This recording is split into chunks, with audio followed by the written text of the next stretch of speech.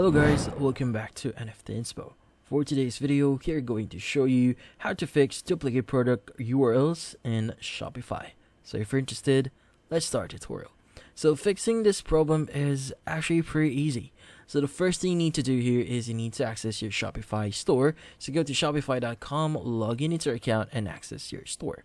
Now what we need to do next is we need to visit the product page or the actual products in question. In this case, we need to go to the left panel here, click on products, and choose the appropriate product here. So for example, I have this product here. Let's go ahead and open it up. Now from here, what we need to do is we need to scroll down a bit until you see the search engine listing here. In this case, let's go ahead and click on edit. Now what we need to do next is we need to go to the URL handle section, and from here what we need to do is you just need to update your URL handle. So for example, I'm going to add a S on this one, and from here it's going to say create a URL redirect for t-shirts. In this case, once you've done that, let's go ahead and click on the save at the top right here to save our changes, and from here on you should be good. And that's about it. So hopefully this video was able to help you. Like and subscribe to NFT Inspo. Thank you for watching.